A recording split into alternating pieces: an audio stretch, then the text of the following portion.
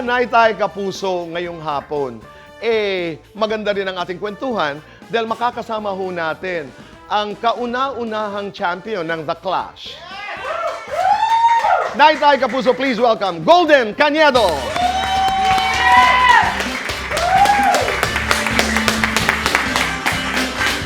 Hello po, Tito Boy. Maraming salamat. Welcome to the program. Thank you po. Kumusta ka, Golden? Kinakabahan, excited po. Pero kumusta? Habang nakikinig ka sa aking balita tungkol kay Bea at Vincent, ano ang iyong reaksyon? Kinikilig po ako sa Nakakakilig, yes no? po. Oo, Sobra. a love story is always, po. is always a happy story. Yes.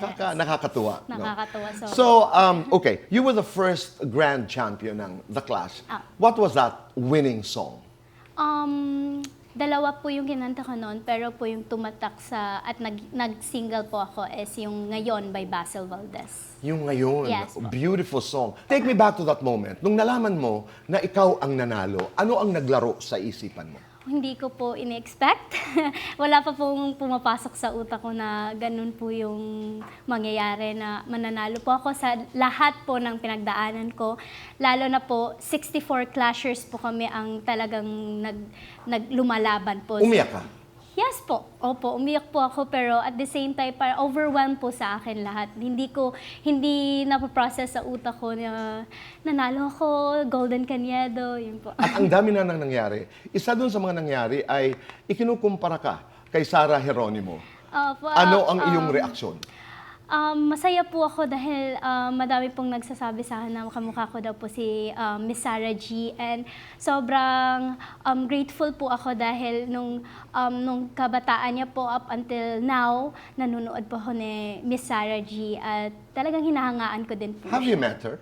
Hindi po po. Gusto ko pong ma-meet po siya. Ang sarap siguro at saka mabigyan ng pagkakataong makadueto. Oo. Di ba? Si Sarah G. And then your batch also of The Clash was hosted by Miss Regine Yes. Velasquez. Napakaswerte.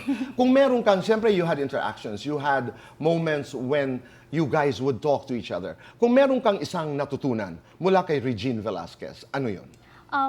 Lagi lang po niya sinasabi nung time po na na lumalaban po kami nung time na yun. Just relax and be yourself. Yun lang po talaga yung sinasabi. Madaling pakinggan pero mahirap gawin. mahirap po no? talaga. Relax and be yourself. Yes. And the hardest thing to do is to relax. Yes. Ikaw ba halimbawa pag yung nerves talaga sobra, paano ka nagre-relax? Iniisip ko na lang po kung ano pong mangyayari. Then, I'll just do my best and yun po. May vocal exercise ka?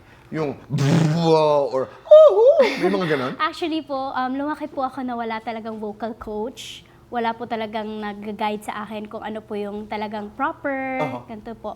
And nung after na nanalo lang po ako nung nalaman ko na may mga ganon. So, talagang sariling sikap Pero po ngayon, talaga. meron ka ng vocal exercise? Yes, Just meron. before you go on stage? Yung mga Ganon. ganyan. Yes, po. Anong na-achieve nun? Parang lumuluwag ang... Lumuluwag po yung throat. Yes po, yung okay. throat ko. How do you do it? I'm sorry? Yung gano'n, yung nag-up po yung ano ko sa hangin. When do you do that? Just before you enter the stage or nasa dressing room?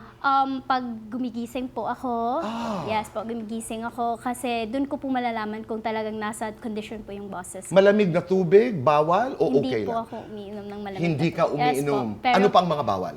sweet, spicy, pero nung nung nagda-clash po ako, after the clash, nung nanalo po ako, talagang trinit ko po yung self ko. Yes, so, treat ko yung self ko na talagang kahit na may cheat day po ako. Okay, you deserve that. Yes. And of course, your judges were Lani Misalucha, Miss Lani. Ay de las Alas, at Yes. Christian Bautista. Ano ang hindi mo malilimutang comment ng isa-isa natin, si Lani? Miss Lani po. What do you remember? Yung sinabi niya po na, Golden, hindi ko talaga in-expect gayon. Kasi po, nung time na matira matibay po is yun yung stage na matatanggal, last chance na matatanggal ka na nun. So yung kinanta ko po nun is Kailangan Kita.